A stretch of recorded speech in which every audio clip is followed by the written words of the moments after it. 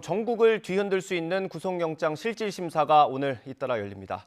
검찰이 각 사건의 윗선으로 문재인 전 대통령과 민주당 이재명 대표를 겨누고 있다고 민주당이 판단하는 만큼 어느 쪽이든 그 파장이 클 수밖에 없습니다. 장윤미 변호사와 함께 전망해 보겠습니다. 어서 오십시오. 네, 안녕하세요. 예. 먼저 김용 부원장, 민주연구원 김용 부원장의 정치자금법 위반 혐의부터 하나하나 보겠습니다. 오늘 아침에 구속영장을 청구했고요. 오늘 네. 오후에 잡혔더라고요, 심사가. 그렇습니다. 구속 여부 판단할 때 보통 증거인멸 우려, 도망갈 맞습니다. 우려 이런 걸 판단하지 않습니까? 네. 근데 이번에는 체포영장이 발부된 상태였단 말인데 네. 이게 아무래도 영향을 미치겠죠. 그런데 사실 체포영장 발부의 요건과 이 구속영장 발부 요건은 다르게 규정되어 있는 건 있습니다. 그리고 불구속 수사가 일단 형사소송법이 원칙으로 견지하고 있는 그런 기준입니다. 예. 근데 체포영장은 왜 발부가 됐느냐? 체포영장이 발부하기 위한 수단으로는 범죄의 상당성, 그러니까 범죄를 저질렀을 것으로 보이는 개연성이 상당히 있어야 됩니다. 네. 거기에 추가로 이 수사기관이 소환을 요구했는데도 소환에 응하지 않거나 응하지 않을 우려가 높아야 되는데 예. 최소한 김용 부원장 같은 경우에는 그 요건에 해당한다고 법원이 판단을 했다라는 것이고요. 일단 오늘 오후에 실질 심사 이제 예정돼 있는데 실질 심사에서는 범죄의 상당성 요건으로 보지만 예. 지금 말씀 주신 대로 도주 우려가 있는지 아니면 또 증거 인멸의 우려가 있는지를 함께 볼 수밖에 없습니다. 이 요건 자체가 다르긴 하지만 예. 그렇다면 이 김용 부원장이 어떤 상황이냐? 이 돈을 수수했다라고 직접적으로 이 왔다 갔다 했다라고 하는 상대방이 바로 유동규 씨 아니겠습니까? 그렇다면 유동규 씨는 지금 구속 기간 만료로 지금 석방된 상태입니다. 네. 그러면 김용 씨가 같이 구속 수감이 되지 않으면 법원이나 수사기관 입장에서는 혹시 입을 맞추거나 뭔가 증거를 같이 맞춰보는 거 아닌가라는 우려를 할 수도 있기 때문에 영장 발부에 이런 사실관계들이 좀 반영이 될 것 같습니다. 알겠습니다. 아무래도 가장 중요한 건 혐의가 어느 정도 입증이 됐느냐일 것 그렇습니다. 같은데 그 부분을 좀 보겠습니다. 먼저 돈을 주고받는 범죄에 대해서 이게 뇌물도 있고 정치자금법도 있지 않습니까? 네. 돈을 주고받는 그 행위가 어느 정도 증명이 돼야 가능합니까? 네, 사실 뇌물 범죄 수사 자체가 상당히 어렵습니다. 주고받은 그 실체를 사실 돈, 현금으로 주고받는 경우가 상당히 많습니다. 예. 그런데 저희가 이런 표현을 많이 씁니다. 현금 같은 경우에는 꼬리표가 없습니다. 수표 같은 경우에는 누가 발급받았는지 그 흐름이 어디로 최종적으로 귀속하는지가 비교적 명징하게 나옵니다. 예. 근데 현금 같은 경우는 뭉칫돈으로 받았다고 하더라도 이게 어디로 사용됐는지 돈의 흐름을 쫓기가 쉽진 않거든요. 그렇다면 수사기관으로서는 돈을 줬다는 사람과 받았다는 사람의 진술을 구체적으로 확보를 해야 되고요. 돈을 주었다는 사람은 이게 뭐 뇌물이 됐든 정치자금법 위반이 됐든 본인의 또 처벌을 감내하고 하는 진술 아니겠습니까? 예. 그렇다면 그 신빙성을 상당히 또 높게 보는 부분도 있습니다.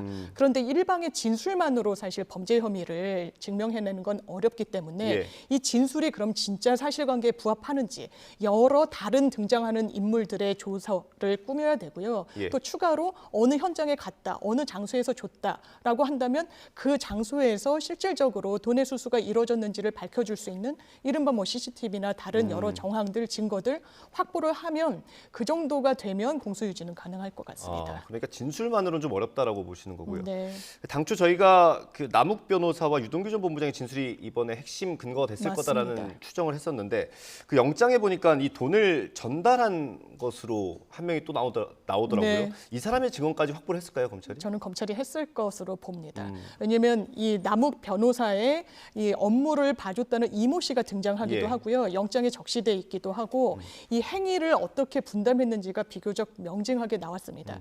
이런 이른바 스토리를 이야기를 구성하기 위해서는 하나하나 이 관련자들 이름이 등장하는 사람들에 대한 진술은 최소한 확보하지 않았을까라고 추정되는 부분이 있고 예. 지금도 돈의 흐름을 짚어보면 남욱 변호사가 구체적으로 누구에게 돈을 마련하라고 지시를 했고 그 돈을 처음에는 정모 변호사에게 전달을 했다가 정모 변호사가 이 부분을 유동규 씨에게 전달을 하고 최종적으로 김용 가져갔다라고 구성을 하고 있는데 예. 여기 등장인물이 많지 않습니까? 그런데 예. 지금 나오고 있는 보도를 보면 구체적으로 뭐 정모 변호사에게는 어디에서 어떤 장소에서 돈을 뭐 지급하게 됐고 그리고 유동규 씨가 김용 부원장에게는 본인이 차린 또 뭐 유원홀딩스라는 예. 회사가 있었습니다. 예. 거기에 그리고 아니면서 아파트 지하 주차장 굉장히 구체적으로 나오고 있기 때문에 네. 최소한 거기에 부합하는 증거 내지는 진술들을 검찰이 확보한 것으로 보입니다. 지금 그런데 제가 좀 의문이 드는 건 이게 시기가 좀 지나지 않았습니까? 1년 시기가 넘게 지난 지났습니다. 것들이라서 뭐 시기나 장소가 특정이 되더라도 CCTV나 출입 기록 같은 건 사실 구하기 어려웠을 것 같거든요. 네. 그래서 물증으로 지금 언급되는 것 중에 하나가 메모가 있는 모양이더라고요. 네. 이거는 증거로 어떤 영향을 많이 발휘할 수 있습니까? 사실 메모라는 것도 일방이 그냥 본인의 어떤 상황을 기재한 것에 불과할 수도 있기 때문에 증명력이 낮지 않겠느냐라고 하는데 저희가 어떤 기업의 장부, 그러니까 지속적으로 굉장히 오랜 기간 작성할 수밖에 없는 그런 성격의 문서는 증명력이 상당히 높다라고 보고요. 지금 해당 보도를 보면 메모가 나오고 거기에 뭐 김용, 뭐 얼마 이런 식으로 구체적으로 기재가 돼 있다라는 거 아니겠습니까? 이게 장부라고 하기에는 조금 어렵죠. 낮은 단계라고 그렇다면 보면 그 메모를 기재할 당시에 어떤 상황이었는지 굳이 안 남겨도 되는 거면 허위로 남겼을 것인가? 이게 실제로 그 시기에 작성된 게 최소한 맞다면 네. 이게 증거 능력은 있다라고 수사기관은 볼 것이고 당연히 이 공판 과정에도 증거로 편철을 할 겁니다. 그렇군요. 이번 사건의 핵심 가운데 하나입니다. 검찰이 영장에 이제 대선 자금이라는 표현을 네. 적시를 했죠. 이게 만약 돈을 주고받는 것까지는 일단 뭐 소명이 된다고 가정을 하면 그 다음이 이제 어디에 썼는지 네. 아니겠습니까? 이게 대선 자금, 그러니까 정치 자금을 판단하는 검찰의 기준이 있습니까? 사실 이 돈이 그 돈인지는 유동규 씨의 진술에 상당히 많이 의존하고 있는 것으로 보이는 부분은 예. 또 분명히 있습니다. 그런데 처음에는 애초에 유동규 씨가 이 위례산업과 대장동 사업의 대가로 첫 영장 청구가 됐을 때 검찰이 이 영장에 적시한 뇌물 성격의 이 8억은 실제로 기소할 때는 상당히 많은 부분이 사라졌었습니다. 예. 그만큼 이 혐의 입증이 어렵고 그 과정 중에 뭐 처음엔 수표 4억과 현금 1억으로 받았다라고 하다가 뭐 현금 5억이다. 검찰도 약간 이 수사 과정 중에 왔다 갔다 하는 부분이 있거든요. 그만큼 돈의 흐름을 쫓기가 어렵다라는 것이고 지금 중요한 것은 뇌물과 정치 자금 어떤 혐의가 적용되느냐에 따라 구속 영장 발부 여부에도 영향을 미칠 수밖에 없습니다. 예. 이게 뇌물이라고 하면 지금 오고 가는 돈의 이 액수가 8억이지 않습니까? 예. 8억이라는 건 특정 범죄 가중 처벌에 의해서 무기징역형까지 가능한 수수액입니다. 상당히 엄벌을 면하기가 어려운 부분이 있고 다만 정치자금법이라는 것은 어떤 법에서 규정한 투명한 절차에 따라서 정치자금을 모으라는 취지 아니겠습니까? 이 뇌물과 정치자금법 위반은 비난 가능성 그리고 그 입법 취지가 좀 다른 부분이 있습니다.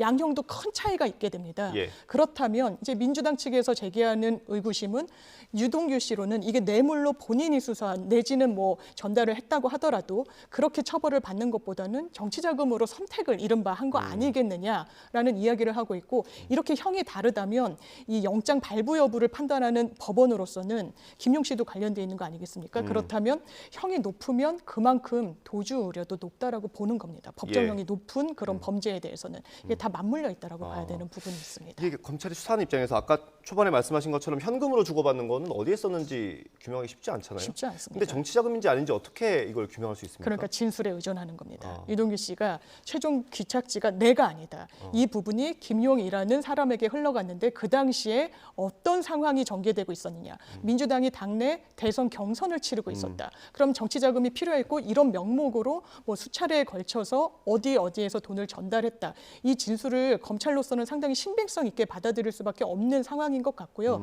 그렇다면 그 퍼즐을 이 김용 씨 등등에 대한 추가 수사를 통해서 맞춰 나갈 수밖에 없는 그런 상황인 것 같습니다. 조금 다른 질문 하나만 드릴게요. 유동규 전 본부장이 구속기한 만료되면서 말씀하신 것처럼 석방이 됐잖아요.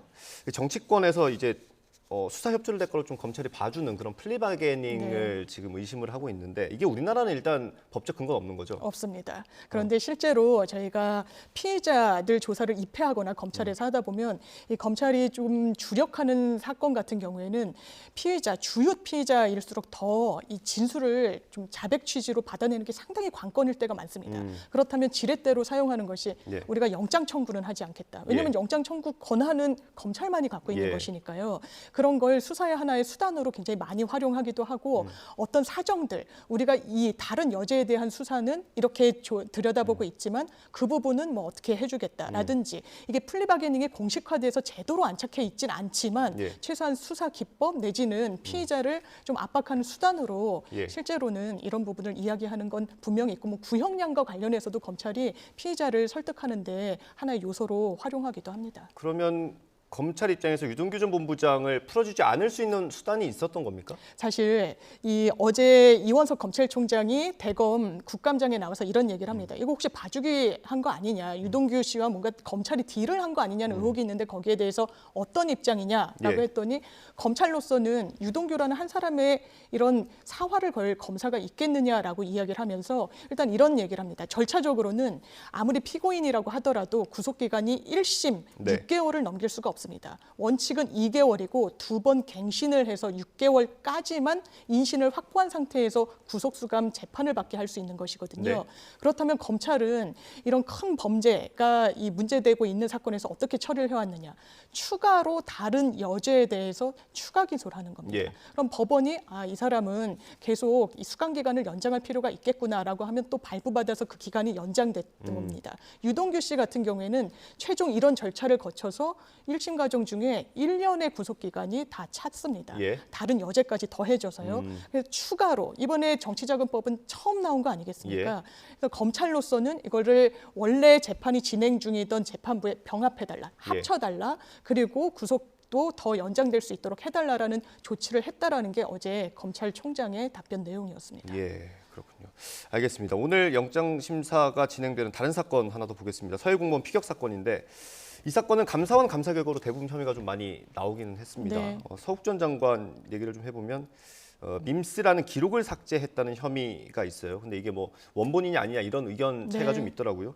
이게 다툴 부분이 좀 많을까요? 있을 것 같습니다. 왜냐하면 이게 공용 문서를 손상시켰다는 혐의 아니겠습니까? 이 밈스에 있는 것이 하나의 국방부 설명에 따르면 플랫폼 역할을 한다라는 것이고 그 당시에 뭐 월북인지 아닌지 여러 가지 사실관계들, 정보들 취합하고 여러 단위에서 논의를 하고 있었기 때문에 이 부분을 사실 정보를 제한할 필요가 있었다. 그렇기 때문에 삭제를 했고 이 국방부에서 운영하는 이 원본 파일을 삭제하지 않았다. 관리 차원이었다라고 이야기를 하고 있기 때문에 이 부분이 그렇다면 다른 실무에서도 이렇게 지우는 것이 통상적인지 무슨 의도가 있는 건 아닌지 그렇다면 열람을 차단하거나 삭제함으로 인해서 정보에 접근하지 못하게 되는 주체는 어디였는지 이 부분과 관련해서 오늘 영장 실질 단계에서도 상당히 쟁점이 될 것 같습니다. 예. 그에 더해서 또 다른 혐의가 직권남용 그리고 허위 공문서 작성인데 이 두 혐의 모두 이제 공무원이 피살된 게 그러니까 네. 그러니까 공무원이 월북했다는 거를 판단한 게 잘못됐다라고 인식을 하고 그렇습니다. 있었어야 된다는 거잖아요. 맞습니다. 예. 왜냐하면 허위 공문서 작성죄도 혐의 중에 하나죠. 허위 공문서 작성죄, 직권남용 둘 다 고의가 있어야 성립하는 범죄입니다. 과실범은 과실 규정이 따로 있어야 처벌을 합니다. 그렇다면 어떤 고의를 갖고 있었을 것이냐. 지금 이 범죄의 명에서도 이 죄명에서도 알 수 있지만 허위 공문서 작성 아니겠습니까? 네. 허위라는 건 본인이 최소한 이게 그릇됐다는 거, 사실과 다르다는 걸 인식하고 있었다라는 게 됩니다. 그렇다면 어떤 거짓 사실을 일부러 문서로까지 작성하게 했느냐. 월북이 아니다라거나 월북이 아닐 가능성이 매우 높다는 걸 서욱 전 장관이 인지하고 있으면서도 이걸 작성케 했다라는 이 요건 하나하나가 충족이 돼야 되거든요. 예. 그런데 서욱 전 장관 측 등의 입장을 들어보면 그 당시에 SI 정보, 미국과 공유하는 여러 안보 정보들을 통해서 감청까지 포함해서요.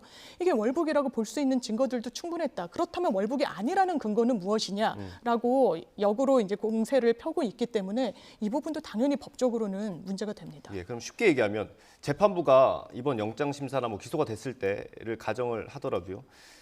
그 공무원이 월북 의도가 있었는지 없는지까지 판단을 해야 되는 겁니까?